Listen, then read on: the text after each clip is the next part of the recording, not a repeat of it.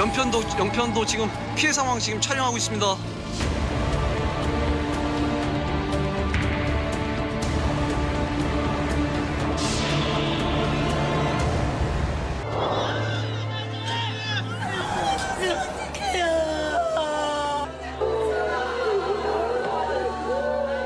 그때 심경이 좀 어떠셨나요? 무섭죠. 무서우셨고. 네, 아유, 너는 살고 말도 못해. 침실로 다니냐 포탄이 떨어져 버리고 말았죠. 이게 현실인가 아닌가를 좀 파악하기 힘들더라고요. 또다시 전쟁이 터지는 거 아니냐 하는.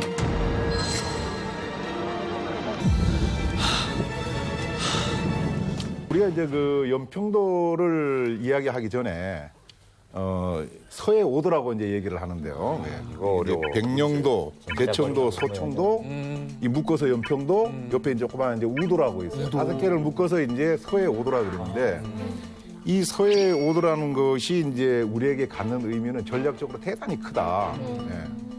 이 섬들에 우리 이제 해병들이 배치돼 있음으로 해갖고 이 서해안에 있는 북한의 그 함대 같은 것들이 이 마음대로 못 내려오는 거예요. 그다음에 이 황해도 일대 공군들도 마찬가지 함부로 이제 못 움직이는 거죠. 그러니까 이제 넓게 보면은 우리 대한민국 방어하는데 1차 이제 방어선이 될 수 있는 거죠.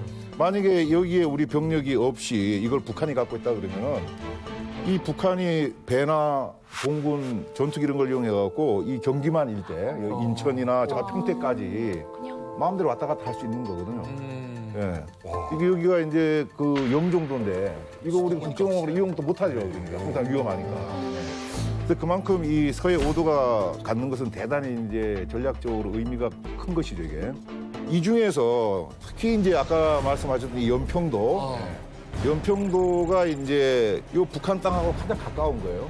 여기 이제 강령 반도인데 여기에서 대략 뭐 한 12km 정도, 13km. 예. 반면에 이제 우리 인천까지는 뭐 120km가 넘으니까 어려워. 그럼 그림을 봤을 때 만약에 이제 북한 인민군이 연평도를 점령을 해버리면 백령도, 대청도, 소청도 고립돼 버리는 그렇죠. 예.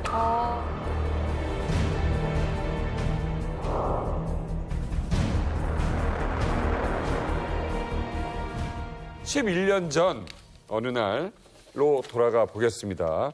6.25 이후에 이 남북이 어마어마한 전투를 치르게 됩니다.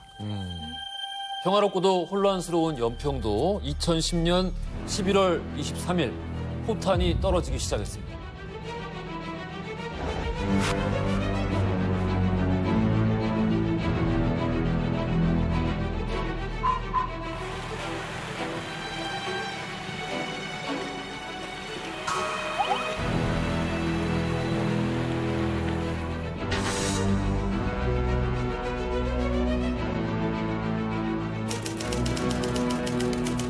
(2010년 11월 23일) 아, 이거 뉴스에서 진짜 봤어요.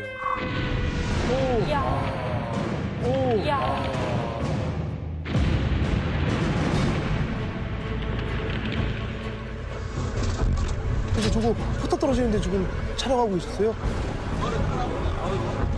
연편도 지금 피해 상황 지금 촬영하고 있습니다. 지금 15시 50분 상황. 지금 아직까지 지금 산에서 불이 나고 있으며 지금 전체가 다 연기로 뿌옇게 지금 쌓여 있습니다. 지금 인명 피해 상황 파악차 지금 이동 중입니다.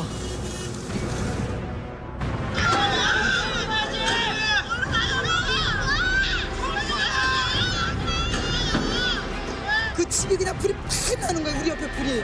그래서 우리가 뛰어나가서 엎드렸는데 엎드린 상태에서도 막 그냥 막 지나가는 거예요. 막 여기서 빵 저기서 빵 그냥 불이 뻥뻥 막 나는 거예요. 지금 뭐 상황 뭐 난리지요. 뭐 불난 집은 지금 불도 못 끄고 있대. 말이 그렇지. 얼마나 놀래기. 예, 이거는 우와. 와, 저 떴는데. 와, 이 전쟁이. 그냥 집이 그냥 아유.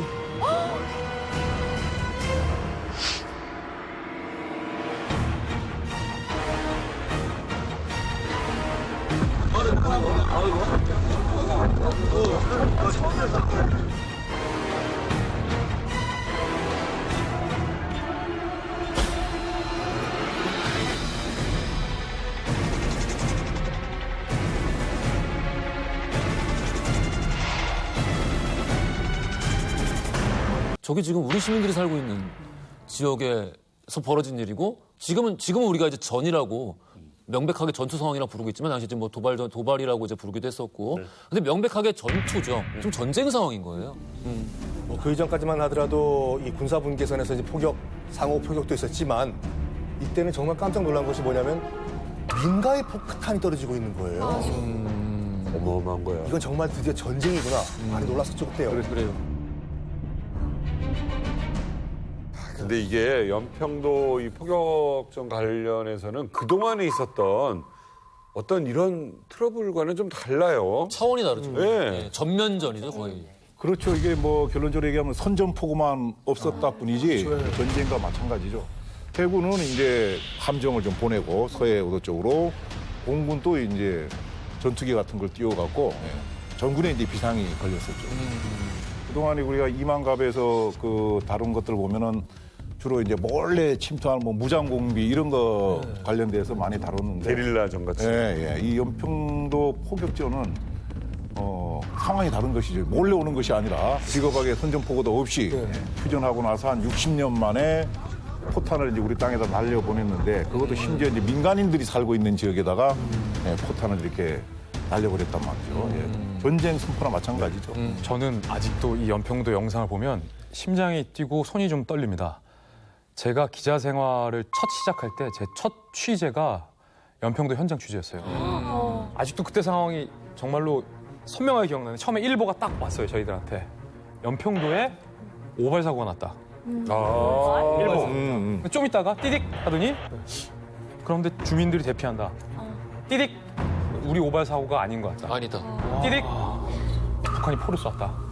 띠딕 전쟁이 시작됐다. 이게 짧은 시간 안에 저는 아직도 소름이 돋는데 얼마나 떨려요 이게. 처음에는 오발 사고인 줄 알았는데 주민들이 대피하고 심상치 않은 거예요. 나중에는 곳곳에서 불길이 치솟았는데 이게 북한이 쐈다는 거예요. 배가 없었어요. 연평 들어간 배가 없었어요. 왜냐하면 그때 민간인들을 실어서 대피시키느라 모든 어선이 동원됐고 저희들이 역으로 들어간 거예요. 남들은 다 나오는데 역으로 들어가는 어선을 구해서 들어갔어요, 저희. 그래요. 그때 상황의 첫 상황에 대해서는 저는 아직도 지금도 손이 떨립니다.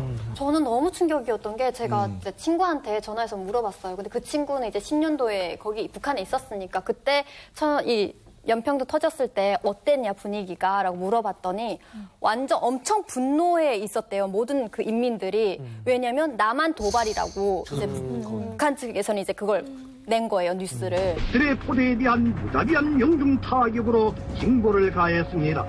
적들의 해안 포기지가 완전히 불바다에 잠겼습니다. 대뢰들이 우리 측 지역으로부터 불과 10여 킬로미터밖에 안 되는 이 지역을 골라 불장난을 보여놓은 목적은 불법무법의 북방 한계선을 어떻게 하나 기정사실화하려는 데 있었습니다. 이때 평양에 있었죠? 아니요, 저 이때 중국에 있었습니다. 유학생 신분이었고요. 탈북 전이죠. 그럼 이 뉴스를 알았겠네 제대로. 실시간으로 그 뉴스를 보고 있었고요. 이제 이게 2시 반쯤에 이 사건이 터졌잖아요. 그리고 한 오후 4시쯤에 대사관에서 이제 긴급 요청이 와가지고 이 시간부로 그 어떤 한국인과의 일체 접촉을 금하라. 왜 그런 거죠? 라고 하니까 혹시 모를 보복 사태가 있을 수 있기 때문에 이제 그걸 피하라라고 했었어요. 뭔가 잘못됐다는 거 안 하고 인지한 거죠. 아니 이 사실 어마무시한 이 북한의 도발이잖아요.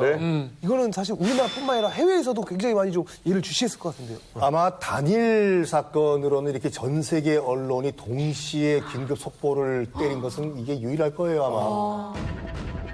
North Korea's artillery attack against a South Korean island. The deadly South attack. Korean military officials have begun letting cameras. It's the most serious military confrontation between North and South Korea in decades. 외신들의 반응이 그 포커스가 이거였어요. 정전협정이 드디어 무너졌다. 정전협정, 1953년 7월 27일 날 체결된 정전협정은 말 그대로 모든 남북이 이 군사 무력적인 행동을 중단하자 이거였지 않았습니까? 포를 쐈잖아요. 특히 민간인 거주 지역에. 그러면 이 추루스라고 하는 이 정전이 무너진 거예요. 특히 이제 이제 영국 같은 경우도 그 캐머런 당시 총리가 뭐라고 얘기했냐면 이 도발을 절대로 용납할 수가 없다. 이것은 영국과 유럽연합 모든 회원국들이 이제 강력하게 규탄한다. 특히 내가 내일 영국 의회에 나가가지고 그 영국 의원들에게 다시 북한에 대한 규탄 이 입장을 내가 밝힐 것이다. 라고 얘기했고 이제 오바마 행정부 같은 경우에도 약간 뭐 그 격분의 반응을 냈어요. 특히 이제 중국이 뭐 하냐, 빨리 중국이 중재를 해라. 중국 같은 경우에도 이건 처음이든 북한이 해도 너무했다고 느꼈는지 모르겠지만 관영 신화통신이 바로 긴급 그 성명을 냈습니다. 뭐라고 냈냐면 당사자의 아주 뭐랄까 냉정한 자제를 요구한다. 그 중국이 냈던 반응 있잖아요. 당사자들 간의 냉정한 자세가 요구된다. 이게 얼핏 듣기에는 중국 뭐야? 여기서도 북한 편 드네? 라고 생각되잖아요. 왜냐면 어정쩡하게. 당사자들 간의 냉정한 자세, 어정쩡한 입장이잖아요. 근데 이거는 중국이 지금까지 내왔던 북한의 도발의 논평들의 수준을 비교해보면 이건 중국이 제가 번역을 해드릴게요. 한국 정부와 미국을 향해서 제발 이번 한 번만 북한 봐줘. 제발 북한 직접적으로 때리지 마. 제발 전쟁하지 말아줘. 한 번만 우리 입장 생각해줘. 라고 사실은 우리 정부에게 거의 간청하는 정도의 외교적 메시지인 거예요. 그러니까 중국도 북한이 이렇게 막 나가는 거에 대해서는 중국이 보호해줄 의사가 없었던 거죠. 그럼요. 이 당시 중국은 이제 막 경제적으로 막 올라가고 있을 때라서 북한 편을 들기도 어려운 시기였어요. 근데 전 세계 모든 그 이 정부와 외신 가운데서 가장 격렬한 반응을 낸 것이 이스라엘이에요. 이스라엘이다. 미국이 아니라 이스라엘. 거의 미사일 공격에 굉장히 민감한 국가거든요. 하마스와 헤즈볼라에서. 그래서 이스라엘 정부에서는 뭐라고 얘기했냐면 정말 과격하게 조선민주주의 인민공화국과 같은 미친 체제를 제재하고 쓰러뜨려야 할 필요성을 느낀다. 즉 북한을 지워버리자 이런 단어까지 했습니다. 뭐 그전에도 여러 가지 도발이 있었는데 상당히 충격적이었던 것은 뭐냐면은 이게 그리고 미디어가 발달해 있었잖아요. 우리가 그 다음에 아까 우리가 본 장면이 뭐냐면 아마 CCTV 이런 데 잡혔던 거예요. 맞아요. 그래서 보통 우리는 다 끝난 다음에 포 떨어진 자국 이것만 봤잖아요. 그게 아니라 지금 현장에서 사람들 도망가고 하는데 옆에서 터지는 장면들을 보고 그걸 거의 실시간으로 모든 국민들이 봤기 때문에 과거와 완전히 차원이 다른 상황이에요. 맞아요.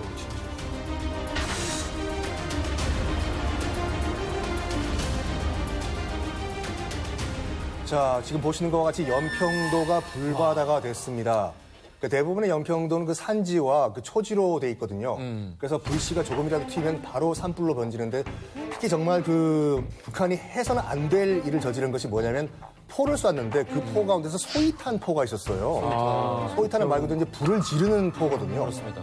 지금 불을 놔라 이거예요, 지금요. 소위탄을 쐈어요. 소위탄을 쐈어요. 소위탄을.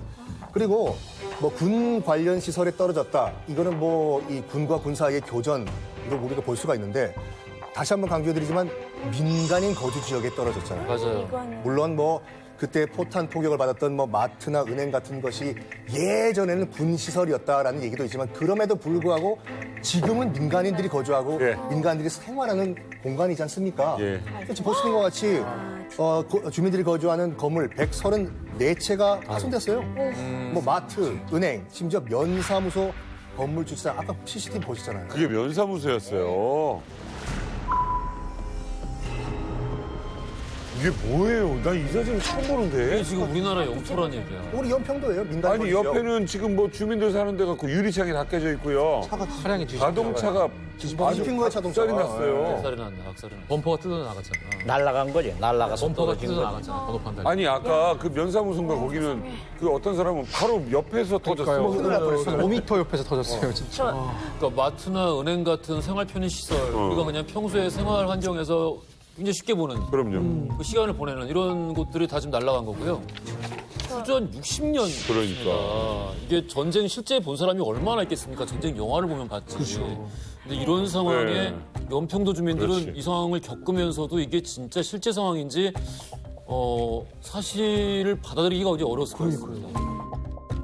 저는 이제 제가 있던 나라에 그 한인회가 있었는데 아, 동남아예요? 예. 근데 이제 거기 이제 한인에서 조금 이렇게 이제 북한에 대해서 되게 안 좋게 보시는 분들이라고 생각을 했거든요. 그분들이 항상 저희 식당에다 프랜카드를 갖다 거셨어요. 당신이 먹은 그 냉면 한 그릇이 연평도에 포탄이 돼서 날아온다고. 예, 그렇게 걸고 가셨거든요. 그때는 저희가 되게 분했었어요. 저분들이 왜 저러냐고. 근데 지금 이 사진을 보니까 얼마든지 그럴 수 있는, 그렇게 분할 수 있는 상황이에요.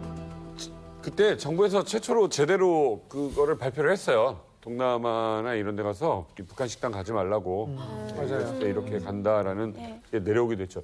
자, 김진 기자님. 아무튼 민간 피해가 너무 컸네요. 제가 직접 그때 11년 전에 취재했던 기억이 생생한데 먼저 수혜 씨가 이렇게 얘기해줘서 전 수혜 씨한테 고마워요. 왜냐하면 수혜 씨는 북한의 도발과 관련이 없잖아요. 그렇죠. 그리고 수혜 씨의 잘못은 없어요. 그리고 많은 북한 여종원들은 당이 시켜서 국가가 시켜서 나가서 외화벌이 하느라 밖에 나가서 냉면 팔고 그런 죄밖에 없거든요. 근데 사실 우리 국민과 우리 정부 입장에서는 거기서 소비되는 돈들이 아시잖아요. 다 북한으로 들어가서 이렇게 물리적 도발하고 무기 개발하는 데 쓰이니까 그때 우리 주민들은 어떤 생각이었을까?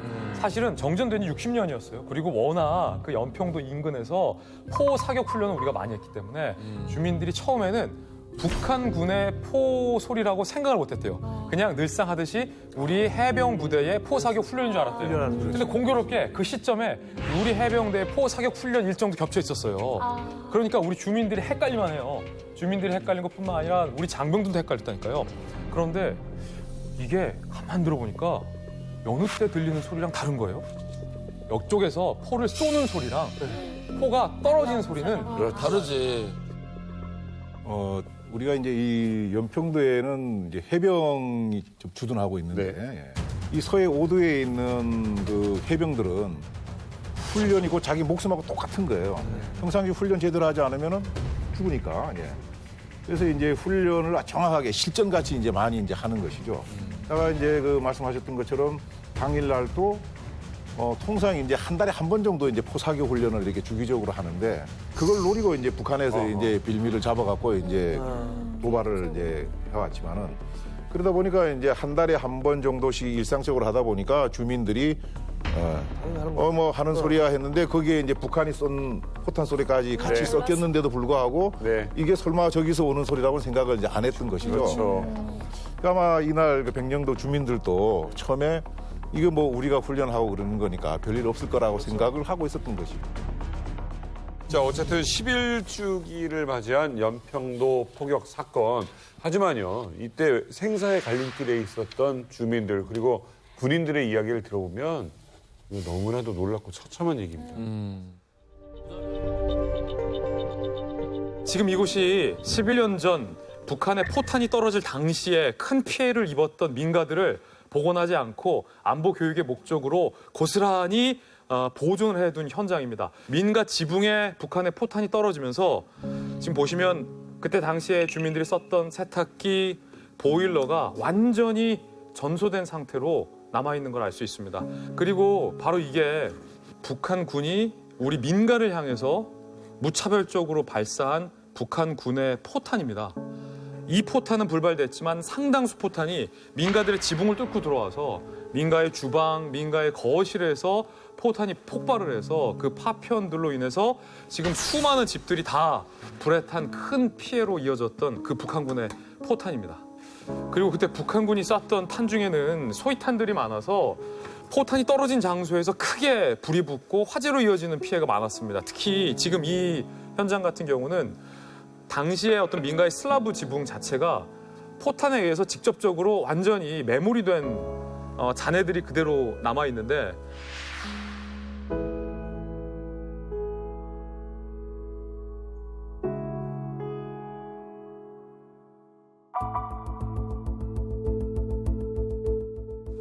안녕하세요. 저 채널A의 이만박팀에서 나왔습니다. 안녕하세요. 김치 기자라고 합니다. 선생님. 반갑습니다. 예.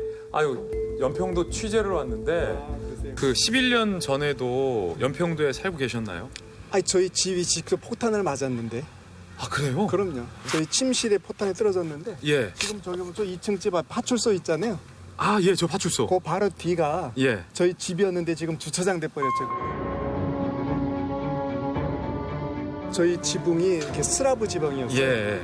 거기에 맞아가지고 한 2m 정도 이제 크게 구멍이 나면서 네. 그 바로 밑에가 침실이었거든요. 예. 그러니까 침실로 다 그냥 포탄이 떨어져 버리고 말았죠. 한 5m 정도 불과 5m 정도밖에 안 떨어져 있어요. 포탄 떨어진 거리하고. 네.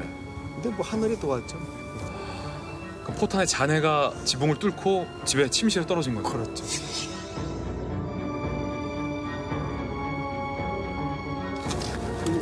아 있네요 여기. 아 포탄의 절반 정도가.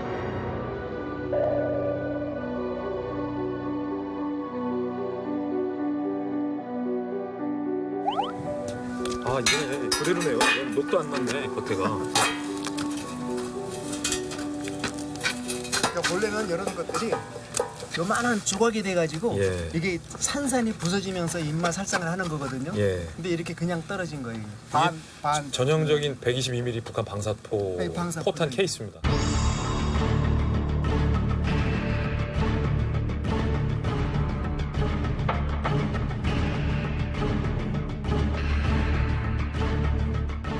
이 거리를 지나가면서 폭격 맞은 집들, 폭탄이 막 산재해 있나 이런 모습들을 보고 이게 과연 있을 수 없는 일인데 왜 발생이 됐을까? 과연 우리가 섬에서 여지껏 이 북한이라는 곳을 바라보고 살면서 이런 일이 있으리라고는 꿈에도 상상 못했던 부분들이기 때문에 그런 생각을 해보니까 아찔한 거죠, 이게. 아찔했고. 그리고 과연 우리가 여기 살아야 하나? 주민들 대부분이 그랬던 거예요. 여기서 살아야 되나? 여기서 살아야 되나? 저희 부모님도 그때 당시에 현장에 있으면서 바로 옆에서 폭탄이 떨어지니까 아차하는 순간에 놀래가지고 여기 떠나야 되는 거 아니냐 하는 그런 말씀도 하셨는데 지금 두 분 다 돌아가셨지만 이런 일은 아마 저희들이 이 세대를 살아오면서 다시는 번복돼서는 안 될 일이라고 생각을 하는 거죠. 내 집에서 포탄을 안 맞고 예를 들어 저기 멀리 떨어진 집에서 포탄을 맞았어. 쾅 하는 걸 보고 나는 대피를 했어. 했는데 지금 폭격이 끝났으니까 집에 돌아가래. 갈 수 있을 것 같아요? 못 가죠. 불안할 것 같아. 너무 불안할 것 같아. 못 가죠. 얼마나 불안하겠습니까? 그렇지. 그래서 그때 당시 주민들이 연평도에 못 들어갔어요, 한동안. 수월하게 섬을 빠져나올 방법은 당시에 있었나요? 그때 같은 경우에도 지금 인천에서 출발해가지고 인천에서 싣고 온 승객들 내려다 주고 또 연평도에서 실어가지고 다시 인천으로 가고 이걸 이제 하루 두 번 왕복을 하는데 그 당일에 2시 20분쯤에 이제 인천에 출발한 그 배가 그 연평도에 도착해서 승객들을 다 내려줬어요. 그리고 또 연평도에서 이제 주민을 싣고 가는 순간 빠밤! 폭탄이 터져진 거예요. 난리가 난 거죠, 지금. 난리가 난 거예요. 지금 방금 내려졌던 주민들 서로 막 나도 다시 태워 달라. 그렇죠. 또 대피해 피남은 주민들 나도 좀 그 태우고 좀 가라. 어떡해. 다시 다행히도 그 출발했던 배가 돌아왔어요? 다시 돌아와가지고 100명의 주민들을 태우고 다시 인천으로. 그거 쉬운 일 아니네요. 그렇죠, 그렇죠. 아까 우리가 영상 봤잖아요. 포탄이 쏟아지던 그 영상. 저는 그 영상을 정말 수백 번을 돌려봤어요. 다시 한번 볼 텐데 그때 희미하게 무슨 음성이 들립니다. 다시 한번 들어보시죠. 음성?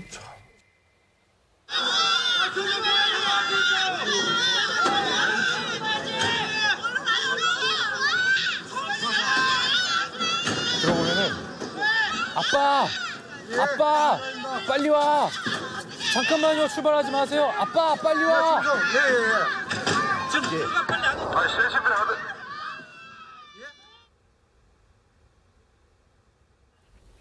이게 지금 출항하고 있는 여객선의 상황인 거죠. 당시 포격 당시 연평도에서 출항하는 여객선 안에 어떤 긴급한 상황인데 세월이 흘러서 제가 두 아이 아빠가 되니까 아빠 빨리 와 이게 우리 아들 딸이 부르는 음성 같아서 11년이 지났는데도 야 이게 먹먹하네요. 사진은 제가 휴대폰으로 찍었습니다. 안전에 있으면 그거는 못 들어와요. 안전으로 뚝뚝 들어가세요. 네, 가족들이 들어와야 되니까 할머니 안으로 들어가세요. 오고 있습니다. 지금 다 왔잖아요 앞에서. 연평도에서 폭격이 떨어졌던 2010년 11월 23일 그날 연평도에는 무슨 일이 있었던 걸까요? 자, 원래 연평도에 있는 포병 부대는 한 달에 한 번씩 원래 훈련을 했었어요. 실사격 훈련을 했었는데 그 2010년 3월에 천안함 사건 이후에 남북이 신경전을 벌였습니다. 그러니까 우리나라에서는 심리전을 하겠다, 그러니까 대북 방송을 하겠다 이건데 북한 측에서 뭐라고 했냐면 만약 하면은 원점 타격을 하겠다, 스피커를 공격을 하겠다 이런 식으로 몇 달 동안 신경전을 벌였어요. 그러다가 이제 그날 그 사건 당일날 실사격 훈련을 개시하자 이 비극이 이제 발생을 한 거죠. 그때 이제 사격 훈련에 참여했던 한 병장 얘기를 이제 나중에 전해 들었는데 그날따라 뭔가 이 느낌이 찜찜하다는 거예요. 그리고 실제로 인근 부대에서 포 사격 훈련을 하던 중에 불발 사고가 또 마침 있었어요. 공교롭게.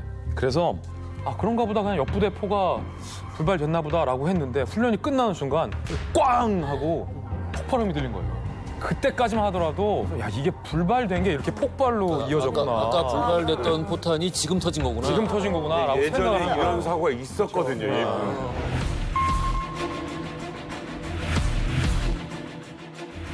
사실 거짓말인 줄 알았어요. 뭐 혹시 우리 내부적으로 군사훈련하다가 오발탄이 터져가지고 혹시 그런 거 아닌가 싶은 생각도 있었고. 그날이 아침부터 무슨 방송이 있었는 거니 오늘은 사격 훈련이 있으니까 네. 주민들은 동요하지 말라고 그런 방송이 있었어요. 그래서 그 포탄을 보면서 야 큰일 나겠다 저거 오발이다 생각했거든요. 우리 군의 오발이구나. 예, 500-600m 고 가면은 자주포 부대가 여기에 근처가 예. 있어요. 그래서 아 이런 것들이 잘못 쏴가지고 마을에 떨어지는구나.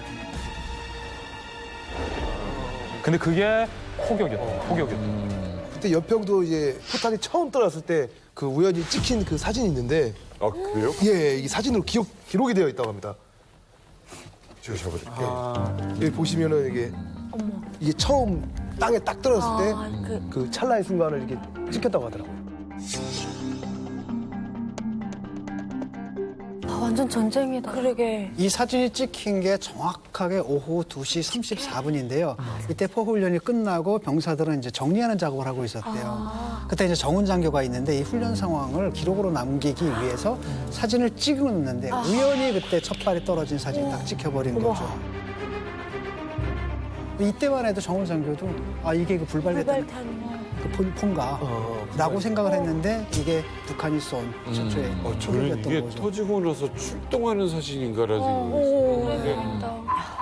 자, 이게 예상치 못한 선제 타격이 있었는데 몇 초 상관으로 아 이게 전쟁통이 된 거예요. 이 상황에서 우리 군인들은 망설이지 않고 불길 속으로 뛰어들었습니다.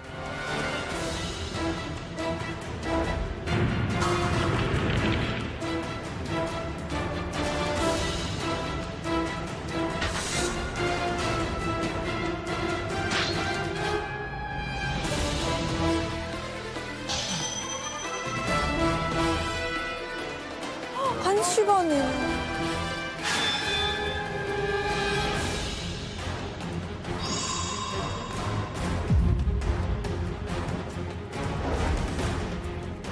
자, 을종 사태가 선포가 됩니다. 을종 사태. 이제 을종 사태는 어떤 특정 지역이나 여러 지역인데 단기간 내에 이게 해결이 안 될 것 같아. 그러면은 이제 지역 사령관, 이제 군 부대장이 모든 뭐 경찰 예비군 작전 요소를 통합해갖고 작전할 수 있도록. 그래서 이 당시에도 이제 해병 지휘관이 인천시장한테 이제 을종 사태를 선포해야 될 것 같다 이렇게 건의를 해서 인천 전체가 아니고 이제 연평면 일대에 을종 사태가 이제 선포가 된 거죠. 당시 참여했던 군인들 이야기 들어보면 큰 휘파람 소리가 휙 하고 먼저 나고 우리 그 백무로 칠판 딱 칠판 딱 이게 아주 크게 길게 난다라는 거죠. 그러고 나서 쾅 하고 굉음이 들리고 쇠가 찢어지는 소리가 들린 다음에 진동을 느끼고 그다음에 귀가 이제 안 들리는 거죠. 그러니까 순간적으로 충격을 받아가지고 고막이 나가버리는 상태예요. 그러니까 그거잖아. 우리 보령에 가면은 이제 뭐 이런 포사격도 하고 그 공군 사격하는 데가 있어요. 근데 저쪽에서 터지는 소리를 듣는 거잖아. 오는 소리를 듣지는 못하잖아. 나는 사실 격발점에 있는 거고 그렇지. 타격점에 있는 소리는 들어본 적이 거의 없는데 들을 리가 없죠. 아니, 사실 한 번도 없는데. 한 번도 없죠, 맞아요. 그러니까 이제 그 칠팔 꺾는다는 소리가 네네네. 우리가 그 치과 가기 싫어하잖아요. 치과에. 캘리 갈 때. 그 핸드피스 칙 하는 거. 이제 그런 소리가 이제 나는 거 쉽게 얘기하면. 네. 그래서 이런 것이 심리적으로 사람에게 미치는 영향이 아주 커요. 그래서 2차 세계대전 같은 때도 독일군들이 슈트카라고 이제 극강화 폭격기가 있었는데 요 바깥에 이제 그 사이렌이 저기 달려 있는 거예요. 그래서 바람에 의해서 사이렌이 행 하고 내려오니까 연합군들이 포탄 떨어지기 전에 그 소리만 들으면 벌써 도망가고 싶은 마음이 생기는 거죠.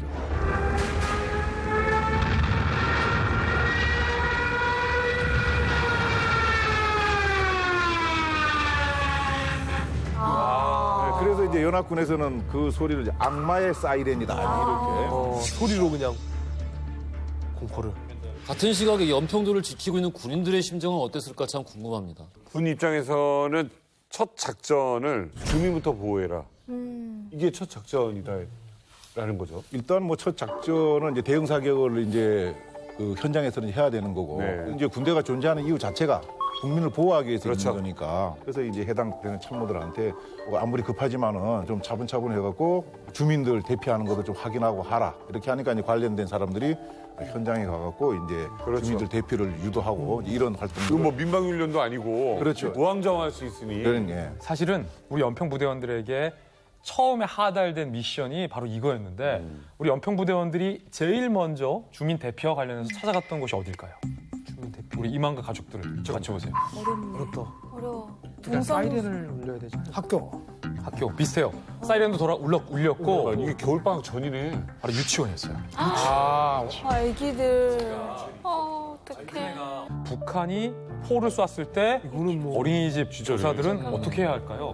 매뉴얼이 없는 거예요. 매뉴얼이 있을 수가 없지, 그리고. 있을 수가 없는 돌발 상황이잖아요. 화재 훈련 때처럼 애들 내보냈다가 어린이 애들, 유치원 애들 죽으면 누구 책임입니까? 연평부대원들이 딱 유치원에 들어갔는데 어린이집 교사들이 한 곳에 고사리 같은 유치원 애들 모아놓고 어린이들, 선생님들, 원장님들 다 덜덜덜 떨고만 있었던 거예요. 기도만 하고 있는 거예요. 병아리들인 거예요. 병아리들이 떨덜덜 떨고 있었던 거예요. 그래서 우리 연평부대원들이 해병대 남정일 소령하고 김찬호 상사가 우리 어린아이들하고 선생님들 다 급히 차에 태워서 대피소 방공호로 이동을 시켜서 안전하게 20명, 30명 남짓을 대피시켰다고 합니다. 연평도에는 당시 소방서가 하나, 소방차가 한 대밖에 없었어요. 그러니까 역부족이에요, 지금. 그러니까 이 화재를 진압하기 위해서는 이 상황이 왔는데 뭐냐면 화약고 옆에 불이 나는 거예요. 당연히 이 화약고 옆에 불을 꺼야 되잖아요. 근데 소방차가 출동을 못했어요. 왜냐면 이 포탄 사격 그 피해 때문에 그 소방서 앞에 있는 셔터가 안 열리는 거예요. 이게요. 셔터가 열려야지 소방차가 나갈 거 아니에요. 고장이 나는 거예요. 고장이 셔터가. 전기 문제. 이런 또 위기 상황에서 이충민 상병이 달려옵니다. 바로 지게차 운전병이었거든요. 자기가 몰던 지게차로 셔터를 부순 다음에 안에 있던 소방차를 꺼내서 진화에 성공합니다. 이거 전기 문제가 있을 수가 있겠네. 소방차는 그렇죠. 그럼요. 못하네. 생애 처음 맞이한 전쟁터로 뛰어든 정말 젊은 병사들. 하지만 그 속에서도 전후에는 빛났습니다. 항상 이런 어려운 상황 속에서는 숨은 영웅들이 나타나는 거잖아요, 사실은. 갓 훈련을 마치고 부대로 복귀하려고 하는 정비소대가 있었는데 하필이면 이 정비소대가 있던 곳에도 포탄이 터지면서 모든 해병들이 다 부상을 당했어요. 파편 때문에. 근데 유일하게 큰 부상을 입지 않았던 차재원 하사가 내가 무슨 수를 써서든지 가서 구급차를 꼭 불러가지고 올게. 너희는 그 전까지 살아만 있어라. 이렇게 이제 말을 남기고 정말 죽어라 달려서 부상당한 해병들을 전부 다 싣고 갔습니다.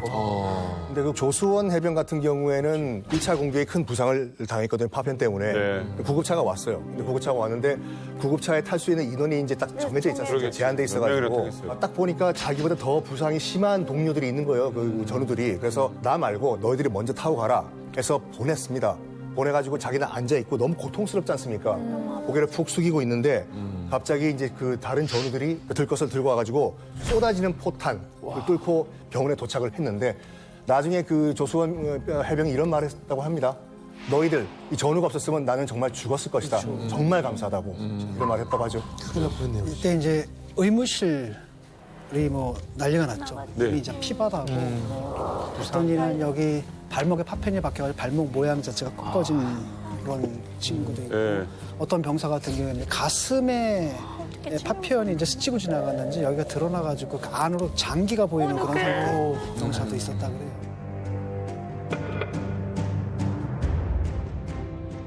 포 쾅하고 포알이 여기서 터진 걸 보였으면 빨리 그 포가 터진 대로 뛰어가야 돼요. 네? 아, 반대로? 폭탄구덩이 빨리 들어가야 돼. 같은 데안 떨어지니까. 이게 이제는 포알이 지나간 거거나 앞으로 오거나 뒤로 지나가 버린 거거든요. 그러니까 빨리 어디서 터지느냐 그걸 봐야 되는 거예요. 글로 뛰어요? 네, 그 폭탄 터진.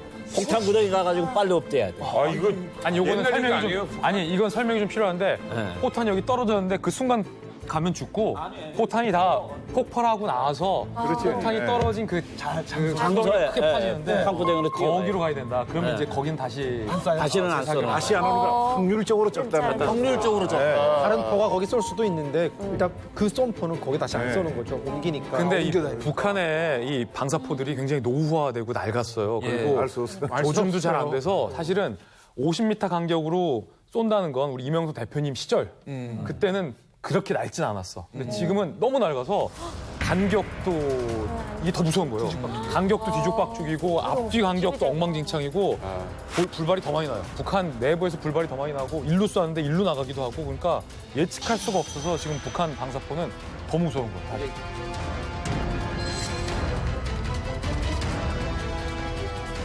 어쨌든 이 폭격이 빗발치는 연평도에 우리 장병들도 이제 대응 사격을 하게 됩니다. 김 기자. 예, 우리 병사들 정말 대단했습니다. 우리나라의 어떤 최첨단 산업 기술이 집약된 K9 자주포고 여기에 이제 155mm 자주포가 들어가는데 K9 자주포로 쏘게 되면 50km 이상까지 날아. 50km? 네.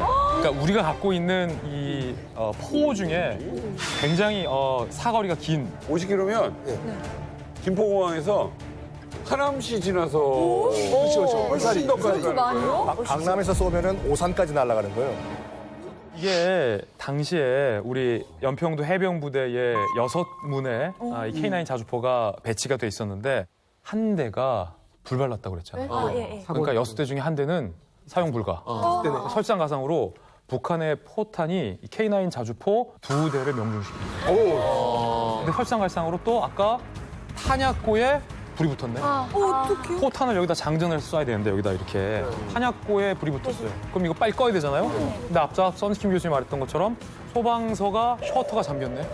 그래서 지게차로 깨 부셔서 소방차가 와서 탄약고 불을 끄고 탄약고에서 탄약을 꺼내서 K9 자주포에 장전을 하고 대응 사격을 하는 데까지 13분이 걸렸어요. 엄청 빨리. 기계다, 기계.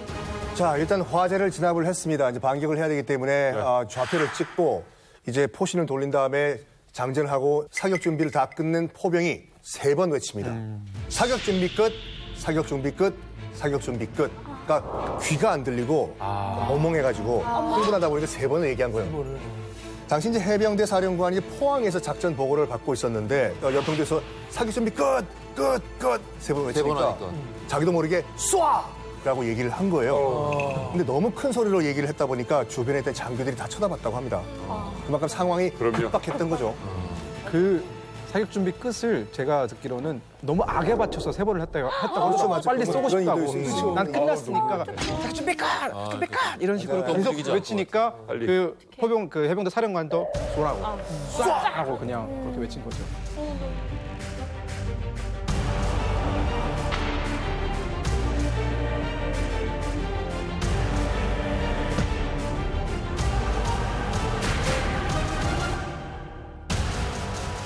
이게 이제 뭐 맞았니 안 맞았니 이제 나중에 그런 이야기도 하고 그러는데 그 레이더가 거기에 이제 있었어요. 전문용어로 AN/TPQ 37이라 그런 게 있었는데 이게 이제 우리가 그 90년대 중반에 이제 도입을 한 레이더인데 대포병 레이더라는 것이 저기 포탄을 쏘면은 이 포탄이 어디서 날아온 것인지를 찾아서 그리로 우리 포를 쏘도록 이렇게 유도를 해줘야 되는 것인데 이게 제대로 작동이 안 되니까 어디서 이제 날아온지를 이제 모르는 거죠. 그렇다고 이제 대응 사격이 안 할 수는 없으니까 이제 우리 그 연평도에 있던 그 포 7중대에서는 7km 떨어진 데에 그 무도라는 섬이 있어요. 북한군에.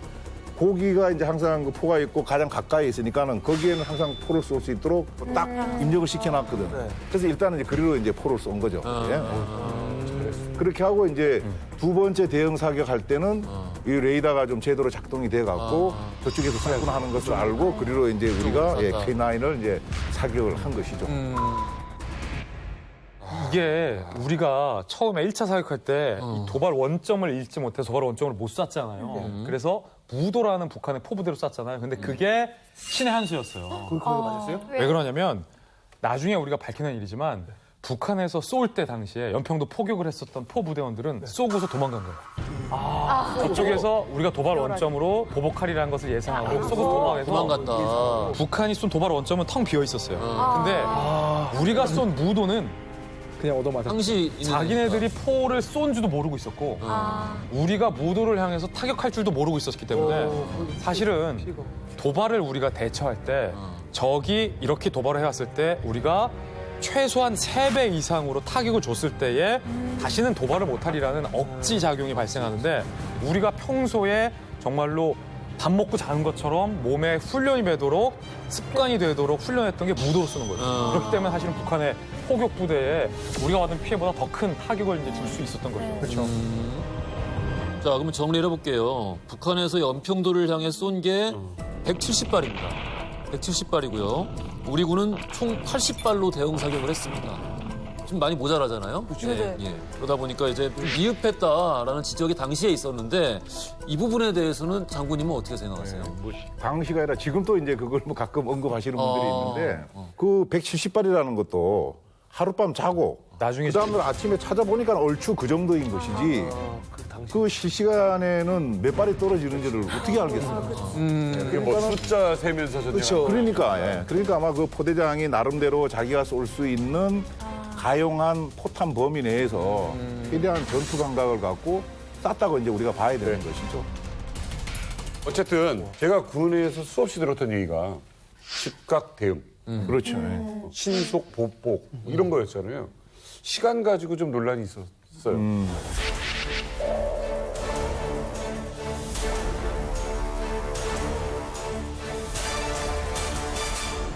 자, 이게 이제 우리가 이렇게 생각해 보면 되죠. 평상시 가만히 있다가 대응 사격을 한다 그러면은 한 5분이면 가능하겠죠. 근데 이날 연평도는 뭐 했습니까? 조금 전까지. 훈련했잖아요. 근데 갑자기 포탄이 떨어진 거예요. 그 포탄이 떨어지면은 일단 내가 살아야지 뭐 포를 쏠 수 있을 거 아닙니까? 그러니까 포진지로 소산을 하는 것이죠. 네. 그럼 그 안에 가서 놀았느냐? 또 그건 아니겠죠. 다음에 나가서 어디다가 포를 다시 설치를 해갖고 쏠 것인가를 또 고민할 거 아니에요. 그 다음에 이제 레이더가 야, 그 포가 어디서 나 쏜 거다 하고 알려왔으니까 이것도 계산해서 집어넣어야 되고 이렇게 해서 한 13분 만에 날아간 거기 때문에 그걸 갖고 늦었다 그러면은 그 다음에 연평도의 이제 문제가 뭐냐 하면은 그 백령도나 그 밑에 대청도, 소청도 같은 경우에는 한쪽이 공격을 받으면은 한쪽에서 지원해 줄 수 있어요. 근데 연평도는 앞에 혼자 가 있잖아요. 그러니까는 포병이 포를 맞고 있으니 옆에 누가 지원해 줄 사람이 없는 거예요. 이때 만약에 옆에 다른 섬에 또 뭐 K9이라든 뭐가 있었으면은 여기 피해 있는 사이 여기서 대응 사격 할 수 있었겠죠. 그런 시스템이 안 될 수가 없는 지역이니까. 아니 뭐 제가 그 장군님 앞에서 이런 말씀 드리긴 좀 그 외람되지만 장군 아니에요, 지금 민간인이에요.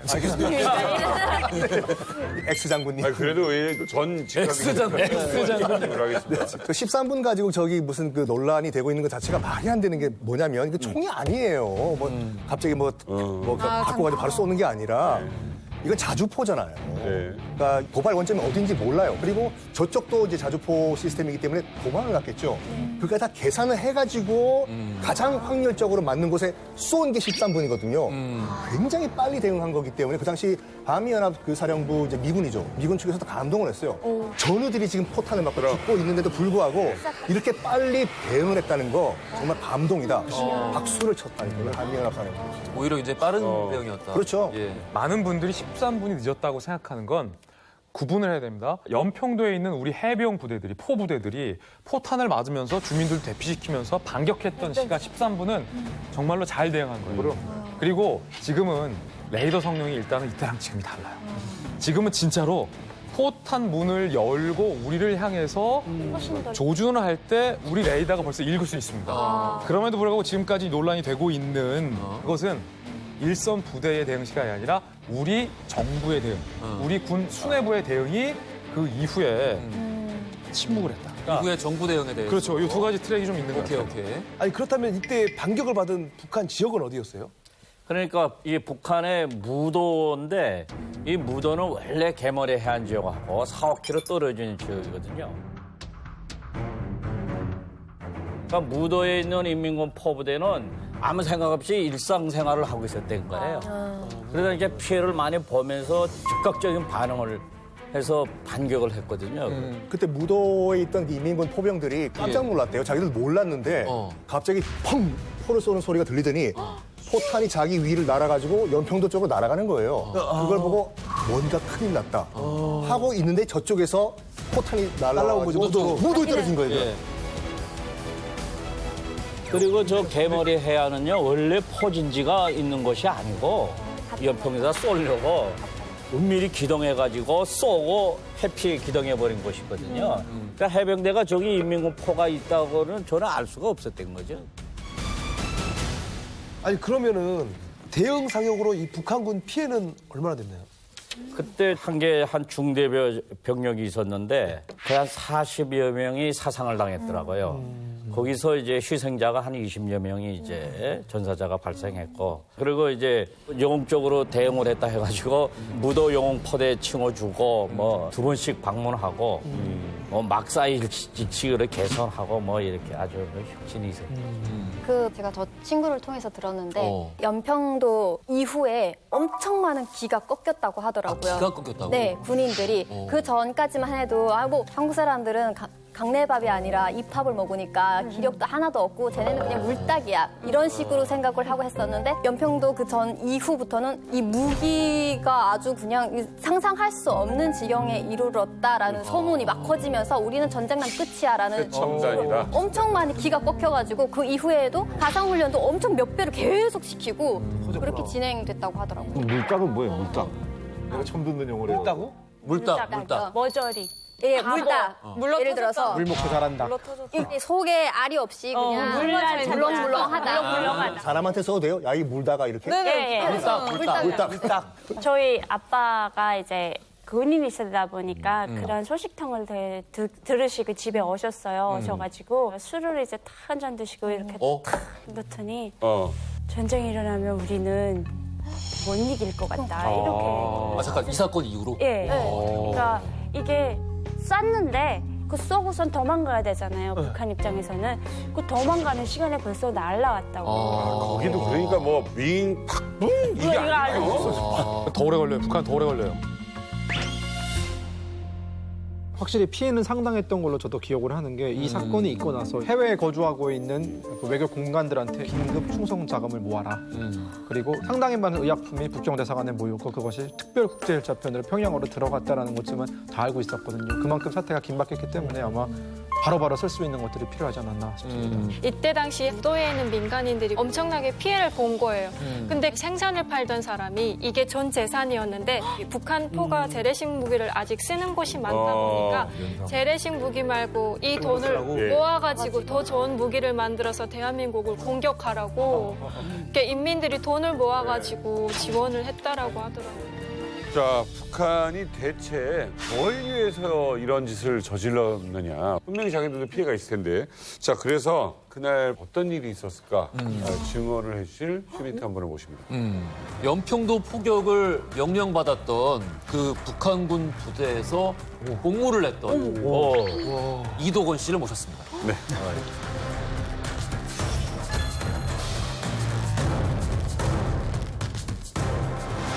이 당시에는 어디 계셨어요?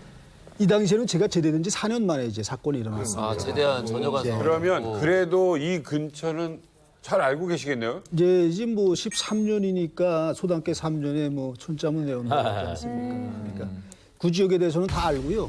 당시 무도 정치 지도원이 제가 데리고 있던 병사입니다. 이도건 씨가 볼 때 북한은 그날 어떤 일이 있었다고 생각하십니까? 일단 제가 이제 알건대는 훈련을 위해서 포사격을 하겠다는 통지가 북측 군부대에 왔다. 당시 이때 포사격을 하지 말아라 이거다. 이것은 우리 자주권을 침해하는 것이고 우리의 용토를 향해서 쏘는 이 대대에서는 물리적으로 강하게 대응할 것이다라고 통지를 했다고 해요. 여기까지는 우리가 한 거랑 맞네요. 예, 그랬는데 이제 북한이 하라고 승인할 리가 없잖아요. 그렇죠. 그러니까 10번 통지를 했다고 해도 저는 다 10번 하지 말라고 이제 대답이 갔으리라고 봅니다. 그런데 왜 딱 그날만은 그것을 문제 삼아서 작은 꽹가리를 치는데 큰 북채를 가지고 나왔겠는가. 아니 그러면은 우리 군이 북한 바다에 먼저 포를 쏘려고 했다는 거예요? 맞아요. 지금 말씀하신 게 사실이고 이날 우리 연평부대가 4시간 동안 훈련했어요. 그리고 우리 군이 그동안 훈련에 쓴 포탄 수가 3,657발이었고 사격 훈련은 북한을 향해서 우리가 쏜 게 아니에요. 연평도 서쪽으로 4.5km 정도 거리가 있는 지점, 즉 해상에 낙하의 시점이었고 북한 쪽이 민감해할 만한 추호의 여지도 없이 단 한 발도 오발된 게 없었어요. 그러니까 우리 영해로 쏜 거예요. 3,657발이라는 거는 연평도 환경 안에서는 지극히 일상적이고 지극히 정상적이며 문제의식을 느끼지 않을 법한. 그리고 그렇게 많이 쐈는데 그동안 문제 삼지 않다가 그날 포 도발이 있었던 건데 제가 이제 이동건 선생님한테 궁금한 건 그 목적이 뭐였냐. 제가 여기서 좀 의문이 가는 것은 북방 한계선이 이제 문제점이라고 봅니다. 본지.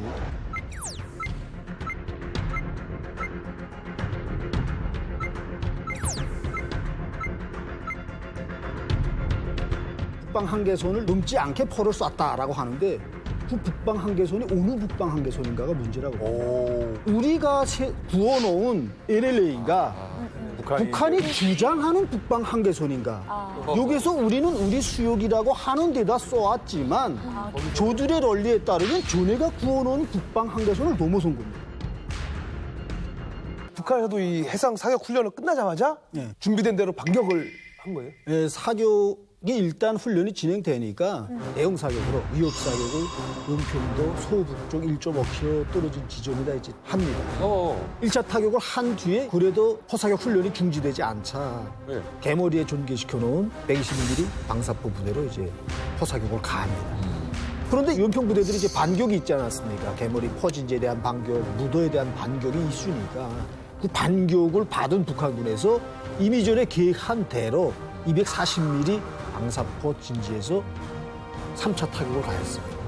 결국은 위협 사격 1차, 2차 타격, 3차 타격까지 이제 포사격을 가합니다.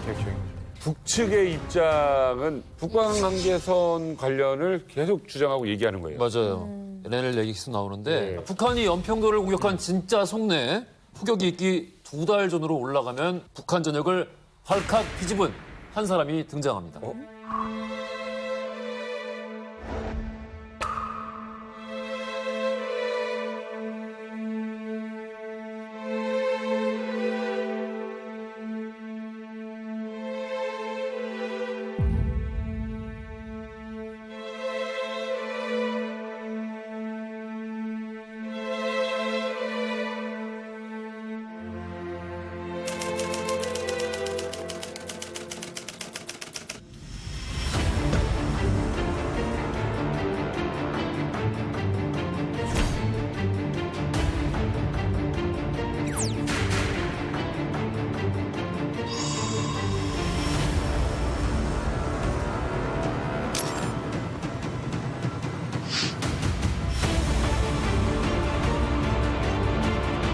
아들이라고 알지는 못했지 않았을까요? 아니요, 이거 1년 전부터 얘기는 있었죠. 얘기는 있었고.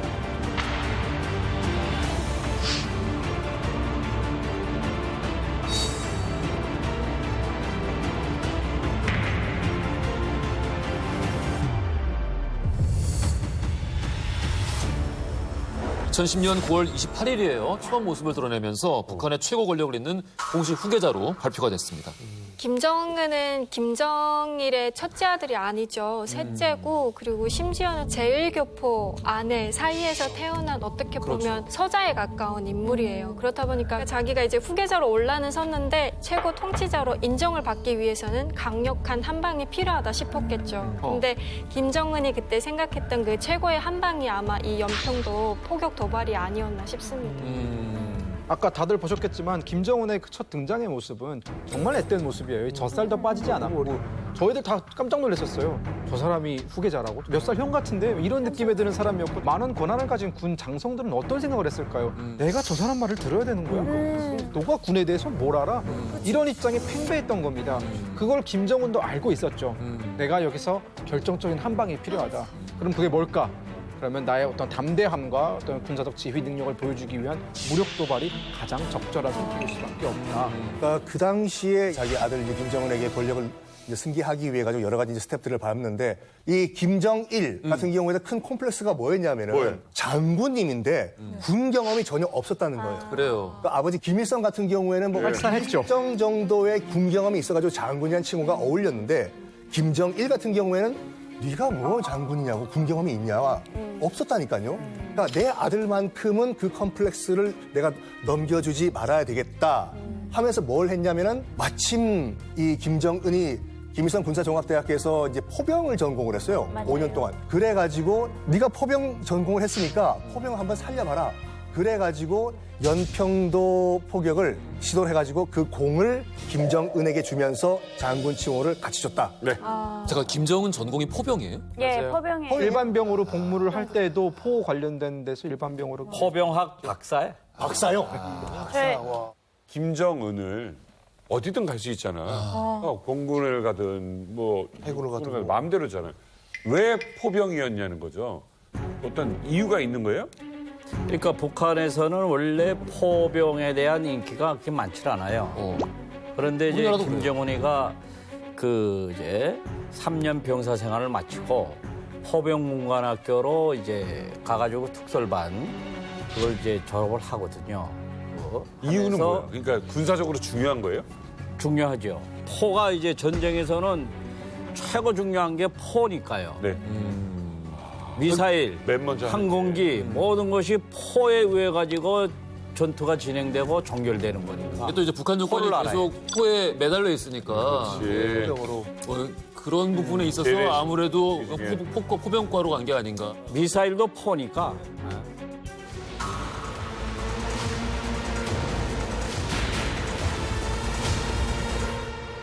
이동훈 씨 사군단에서 그렇게 근무를 했었는데 과연 김정은이 이 정도 도발을 할 만한 인물이다라고 생각하십니까?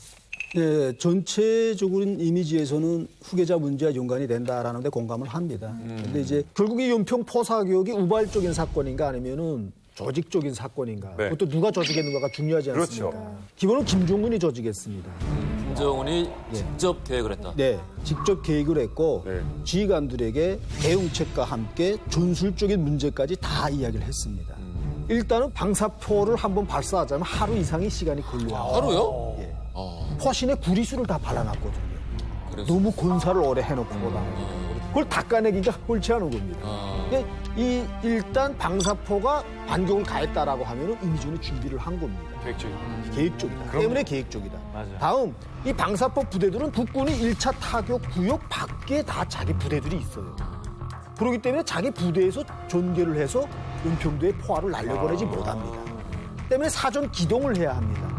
그런데 사전 기동을 할 때 북한군도 압니다. 미군이 정보위성이 오후 2시에 한 번, 오후 5시 반에 한 번, 2시간 40분에 한 번씩 지나간다는 시간대임을 다 알아요. 그 시간에는 일체 움직이지 않습니다. 다음 야간에도 조개선 감식에 걸리지 않도록 볏짚을 씌우고 방수포를 씌우고 또 주간에는 가을한 논밭에 두어무지처럼 만들어 놓습니다. 그러니까 이미 전에 기동을 해서 준비를 갖춘 상태에서 기습적인 공격을 진행했다는데 기본 원질이 있다고 봅니다. 네. 그럼 김정은 등장을 위한 화려한 축포에 우리 젊은이들이 죽은 거네요? 그렇기 때문에 이게 사실은 더욱더 기가 막힌 일이고 그때 당시에 F-15K랑 KF-16 전투기 8대까지 우리가 출격을 해놨어요. 그래서 이명박 정부에서 홍보수석을 했었던 이동관 전 수석이 그때 이제 회고록을 보면 F-15K를 아예 휴전선을 넘어서 진격할 계획까지 청와대에서 논의를 했다고 해요. 근데 그때 김태영 전 국방부 장관이 이렇게 되면 전쟁 난다. 전쟁은 안 됩니다. 그렇게 되면서 대통령의 고집이 한풀을 꺾이게 되는데 이 애들이 어디서 쓴 거야. 라는 걸 우리 전투기를 띄워서 봤는데 그때는 북한이 치밀한 사전 계획하에 도주를 했던 상황이에요. 진짜 비겁해. 일단은 그 당시 상황이 알려진 팩트는 오바마 당시 대통령이랑 힐러리 국무장관이 한국 말려라. 자제를 시켜라. 이거였는데 그거에 대한 반증이 뭐냐면은 그 연평도 사건이 일어난 사흘 후에 월터 샤프 주한미군 사령관이죠. 이 현장을 방문을 해요. 직접. 그러니까 이제 그 당시 이제 두 가지로 해석이 됐어요. 첫 번째는 뭐냐면 만약에 북한이 또 한 번 이 도발을 한다고 하면 그때는 미국이 직접 개입을 할 것이다. 두 번째는 뭐냐면 반격은 하지 않았으면 좋겠다. 움직이지 않았으면 좋겠다. 움직이지 않았으면 좋겠다라는 메시지를 우리 정부한테 줬다는 해석이 있어요. 미국은 항상 이렇게 뭔가 말려요. 근데 그럴 수밖에 없는 우리 입장에서 그렇게 느낄 수밖에 없고 그런 식으로 역사에 기록될 수밖에 없는 게 우리가 먼저 도발한 역사가 거의 없기 때문이에요. 우리가 도발을 먼저 안 하다 보니까 늘 그냥 먼저 당해놓고 후속조차 하지 마, 보복하지 마라는 말을 들어야 되는 건 늘 우리 쪽인 거예요. 우리나라에는 전시작전권이 없어요. 맞아요. 없어요. 전쟁이 나는 순간에 지휘권은 미군한테 갑니다. 그렇게 돼 있군요. 어쨌든 휴전 이후에 최악의 교전입니다. 자, 그런데요, 참 이런저런 이슈가 그 후에 좀 많이 발생을 합니다. 2009년, 10년도에 군대를 갔다 온 우리 대한민국의 젊은이들은 천안함과 연평도 이 포격전이라는 두 가지를 거치면서 아주 이 안보의식이 이제 강해진 그런 세대죠.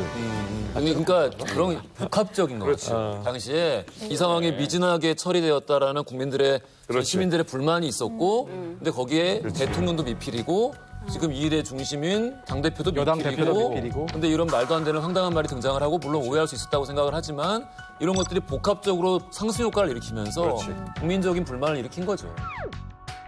어쨌든 우리 병사들의 피해가 컸던, 또 민간의 피해가 컸던 연평도 포격전 이제 11주년을 맞이하게 됩니다. 맞습니다. 당시 병장이었던 서정우 병장, 그리고 문광욱 이병. 첫 포격이 있을 때 포탄에 의해서 불행하게도 전사를 했습니다. 어떡해. 국군 수도병원에 마련된 합동분향소엔 조문객들의 발길이 끊이지 않습니다. 조문객들은 고인들의 희생을 안타까워하며 눈시울을 붉혔습니다.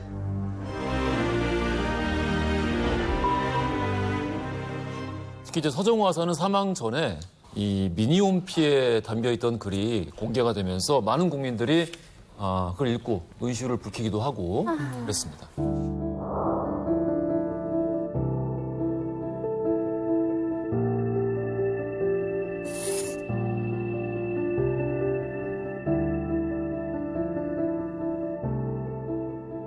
네, 11월 22일. 전날이구나. 야, 8시 50분. 정우야 무슨 뉴스에서 들었는데 설마 너 아니지? 아니시길 빕니다. 라고 했는데 누가 시간이 이제 부인의 명복을 빕니다. 이게 말년 이런 얘기죠? 말년 휴가를 앞두고. 이게 말년 병장. 일단 그 서정우 하사 같은 경우에는 이제 말년 병장 휴가였어요. 이제 미루고 하다가 드디어 기다리던 그 휴가 날이 왔는데 선착장에 가서 배를 기다리고 있었습니다. 근데 배를 기다리고 있는 그 순간 포격이 시작이 된 거죠. 당연히 이제 부대에서 이제 부대 복귀 명령이 내렸고 서정우 하사도 이제 자기 부대 쪽으로 뛰어갔겠지 않습니까? 근데 그때 이제 포탄이 자기 앞으로 떨어지기 시작했어요. 그래서 일단 목표지를 이제 부대가 아니라 바로 앞에 보이는 방공호로 이제 목표지를 잡고 뛰어가기 시작합니다. 근데 마침 방공호에 도달하기 300m 전 거기에 바로 포탄이 떨어진 거죠.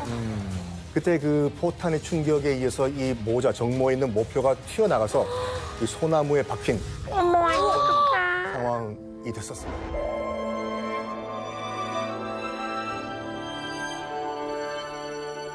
얼마나 충격이 컸으면.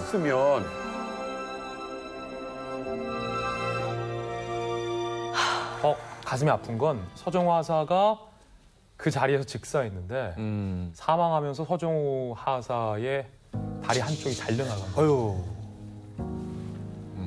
그래서 이제 이거 시신을 우리가 찾아야 되잖아요. 그때 제가 그 인터뷰했던 기억들이 생생해서 유가족하고 이웃 주민들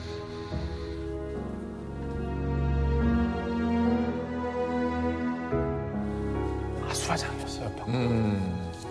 서정우 하사의 아버지가 직접 수색에 참여를 했습니다. 그때 그 아수라장 속에서 정말로 산화한 우리 아들의 시신을 알아볼 수 있는 사람이 아버지밖에 없었던 거예요. 그래서 이제 서정우 하사가 안타깝게도 사망을 하게 됐고 그때 또 하나의 안타까운 희생자가 있었습니다. 문광욱 일병도 그 현장에서 직사를 하게 돼서 지금도 연평도에는 넋을 기리기 위해서 이렇게 두 분의 흉상이 있는데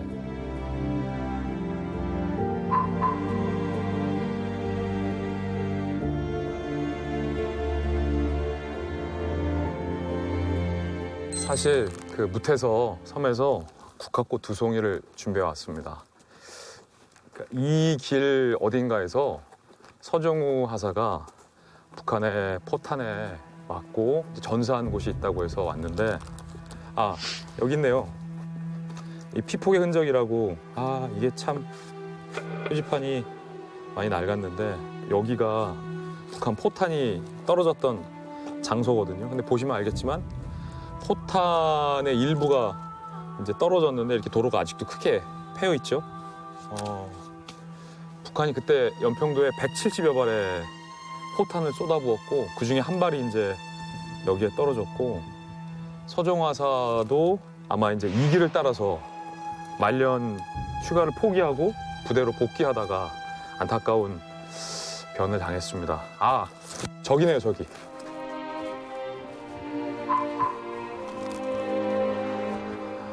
아, 이게 목표가 그대로 박혀 있네.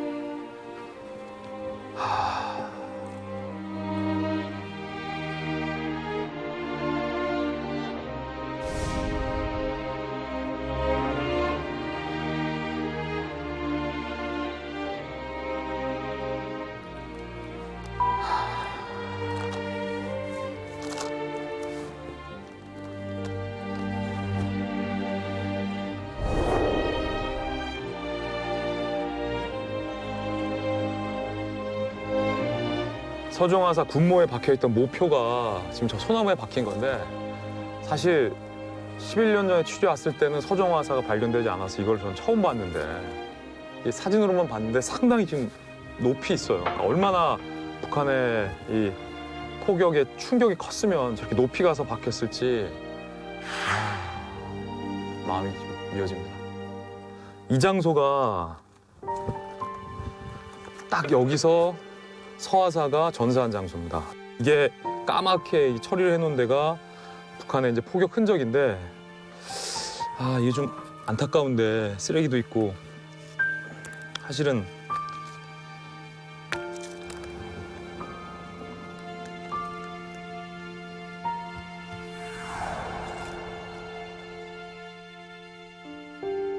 얼마나 생떼 같은 아들입니까?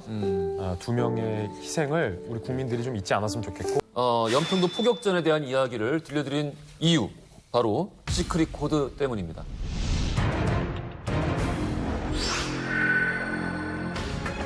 시크릿 코드, 훈장. 올해 그 국군의 날 행사가 이 해병의 본산이 이제 포항에서 열렸잖아요. 예. 그래서 이제 그 연평도 포격전에 참전했던 14명의 해병에게 늦었지만은 훈장이 이제 전달을 됐죠. 너무 늦었어요. 진작 전달이 됐어야 되는데 뭐 늦었지만은 지금이라도 이렇게 받게 돼서 참 다행스럽게 생각합니다. 11년이 지난 후에야 공로를 인정받은 거예요. 왜 이렇게 늦어졌을까요? 그동안에는 그 명칭에 달려있는 것 같거든요. 그동안에는 연평 도발이었고, 연평도 도발이었는데 그게 이제 연평도 포격전이 된 거고, 전이 됐기 때문에 아마 표창에서 이게 이제 훈장까지도 나오게 되는 것 같고, 그리고 최근에 정부의 태도도 좀 변한 것 같아요, 유적으로. 예. 그전에는 이제 정부가 남북 관계라든지 이것과 관련해가지고 약간 미온적이고 소극적인 태도를 보였는데, 최근에 들어와서 적어도 보훈에 관해서는 상당히 적극적인 모습을 보이는 것 같습니다. 이거 뭐 정답이 아닐 수도 있겠지만은 훈장을 우리가 뚜렷한 공적이 있어야 준다 그랬는데 북한이 피해를 어떻게 입었다는 것을 우리가 공식적으로 확인한 게 없거든요. 공식적으로 확인한 게 없다. 예. 그러다 보니까 아마 뭔가 좀 처리하는 것이 좀 애매했을 것이다. 이게 뭐 정식 루트나 조사를 뭐 합동을 할 수 있는 것도 아니고. 그러가 제대로 발표를 안 하다 보니까 그렇죠. 그럴 수밖에 없어요. 훈장이라는 걸 주는데도 다 절차가 있는 거니까. 그렇죠. 이동훈 씨, 오늘 또 여기 쪽의 현실, 이 사실을 또 알게 되면서 좀 느꼈던 게 있으셨을 것 같아요. 북한은 병력이라든가 무기권을 비롯한 군 시설들을 명중 타격하였고 군과 민간의 사상자가 한 명도 없다고 이야기합니다. 시설 타격만 했다. 예, 시설 타격만 했을 뿐 민간지대 일체 다치지 않았다라는 게 제일 놀라울 좀. 그러셨군요. 60년 동안 하나도 안 변한 거예요. 평양 쪽에서는 그 사건 터진 날에도 아예 몰랐어요. 그러다가 이제 한입도 건너서 저기 항해도 쪽에서 전쟁이 일어났대 이런 얘기가 살짝 돌더니 한 1년 후인가 2년 후에 이제 1년이요? TV로 이제 그걸 맞아요. 공개를 하더라고요. 이런 사건이 있었다라고. 그렇죠, 맞아요. 가장 우리가 주의해야 될 건 잊지 말아야겠다는 거예요. 그리고 또 이런 거는요, 5년, 10주년, 15주년 이럴 때 약간 기억하고 또 뉴스 나오고 그러거든요. 이거는 자주 되시고 또 이분들 피해에 대해서 생각하고 감사함을 또 가져야겠습니다.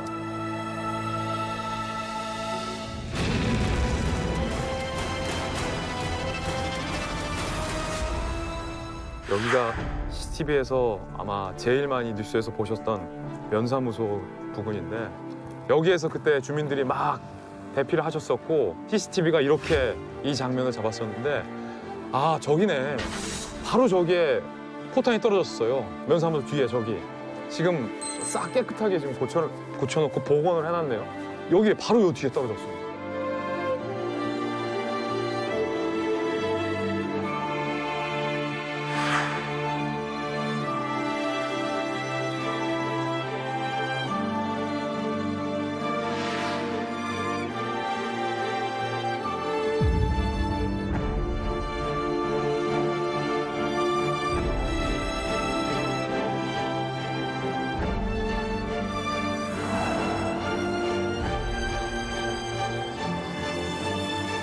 집사람은 지금도 그때 되면은 지금도 소리가 나면은 이 소리 조그만 소리 나도 엄청 놀라요. 근데 요즘은 많이 이제 좀 가라앉았죠.